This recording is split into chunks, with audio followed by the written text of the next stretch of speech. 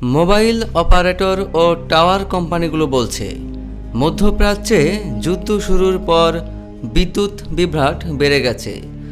জ্বালানি সরবরাহ বিঘ্নিত হওয়ায় গত কয়েক সপ্তাহ ধরে নেটওয়ার্কের মান খারাপ। বিদ্যুৎ না থাকলে অপারেটররা টাওয়ার সাইটে ব্যাটারি ব্যাকআপের ওপর নির্ভর করে। তবে বেশিরভাগ সাইটে ব্যাকআপ সক্ষমতা মাত্র 4 থেকে 6 ঘন্টা। প্রধান কর্পোরেট ও নিয়ন্ত্রক বিষয়ক কর্মকর্তা শাহেদ আলম বলেন, বিদ্যুৎ বিভ্রাট 4 থেকে 6 ঘন্টার বেশি সময় স্থায়ী হলে ব্যাটারি রিচার্জ করার কোনো উপায় থাকে না। এরপর মোবাইল অপারেটরদের ভরসা জেনারেটর। তবে মাত্র প্রায় 25% টাওয়ারে স্থায়ী জেনারেটর রয়েছে, ফলে অনেককে বহনযোগ্য ইউনিটের ওপর নির্ভর করতে হয়। আরও দুর্ভোগ হলো, আমরা টাওয়ার ও গুরুত্বপূর্ণ ডেটা সেন্টারগুলোর জন্য পর্যাপ্ত জ্বালানি সরবরাহ পাচ্ছি না, বলেন শাহেদ। দেশে মোট 46,567টি টেলিকম টাওয়ার রয়েছে। এগুলো পরিচালনা করে টাওয়ার অবকাঠামো কোম্পানি ও মোবাইল অপারেটর। এর মাধ্যমে 18.58 কোটিরও বেশি গ্রাহক নেটওয়ার্ক সেবা পান। আর সারা দেশে অপারেটরদের প্রায় 27টি ডেটা সেন্টার রয়েছে। টাওয়ার কোম্পানিগুলো গতকাল আশঙ্কা প্রকাশ করেছে, জ্বালানি সংকট সারা দেশে যোগাযোগ ব্যবস্থা মারাত্মকভাবে ব্যাহত করতে পারে।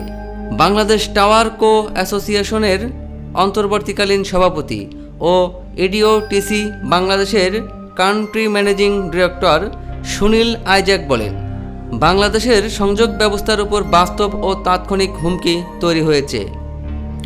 তিনি বলেন, টেলিকম খাত সব ধরনের ডিজিটাল ও অর্থনৈতিক কার্যক্রমের ভিত্তি।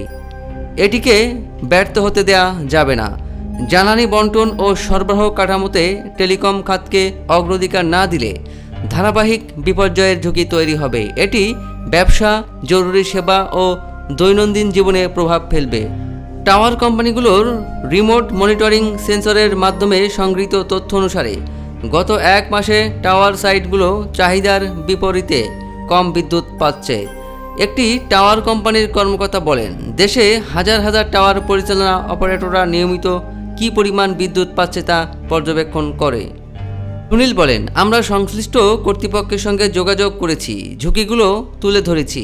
এই কঠিন সময় মোকাবেলায় জ্বালানিতে প্রাপ্তিতে অগ্রাধিকার এবং নীতিগত সহায়তা দেওয়ার প্রস্তাব করা হয়েছে বলেও জানান তিনি। সাম্প্রতিক সপ্তাহে মোবাইল অপারেটররা টেলিকম নিয়ন্ত্রক সংস্থাকে অন্তত 2টি চিঠি পাঠিয়ে দেশব্যাপী আসন্ন বিঘ্নের আশঙ্কার কথা জানানো হয়েছে।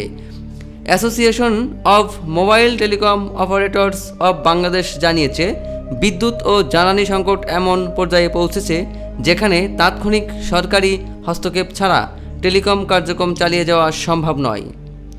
কারণ দীর্ঘস্থায়ী বিদ্যুৎ বিভ্রাটে গুরুত্বপূর্ণ অবকাঠামো তারা ডিজেল জেনারেটরের মাধ্যমে চালাতে বাধ্য হচ্ছেন, জানিয়েছে সংস্থাটি। চিঠিতে উল্লেখ করা হয়েছে, অপারেটরদের বেস ট্রান্সসিভার স্টেশন বিটিএস পরিচালনায় প্রতিদিন 52,000 লিটারের বেশি ডিজেল এবং প্রায় 20,000 লিটার অক্টেন ব্যাহত হয়। প্রতিটি ডেটা সেন্টার প্রতি ঘন্টায় আনুমানিক 500 থেকে 600 লিটার ডিজেল অর্থাৎ প্রতিদিন প্রায় 4,000 লিটার ব্যবহার করে। খাত সংশ্লিষ্টরা বলছেন, ব্যাকআপ বিদ্যুতের উপর দীর্ঘদিন নির্ভর করা যেতে পারে না। টাওয়ার সাইটের বিপরীতে ডেটা সেন্টার কল রাউটিং ও ইন্টারনেট ট্রাফিক পরিচালনা করে। এই স্তরে কোনো শাটডাউন পুরো নেটওয়ার্কে বিপর্যয় ঘটাতে পারে। নাম প্রকাশ না করার শর্তে একটি মোবাইল অপারেটরের এক কর্মকর্তা বলেন, যদি জ্বালানি ব্যবস্থাপনা করা না যায় এবং ডেটা সেন্টার বন্ধ হয়ে যায়, তাহলে ব্যাপক কল ড্রপ, ইন্টারনেট বিভ্রাট ও সেবা বন্ধ হয়ে যাবে। অ্যাফেয়ার্স কর্মকর্তা তানভীর মোহাম্মদ বলেন, সারা দেশে নির্বিচ্ছিন্ন টেলিকম সেবা বজায় রাখতে বর্তমান পরিস্থিতিতে সময়োপযোগী ও লক্ষ্যভিত্তিক পদক্ষেপ প্রয়োজন।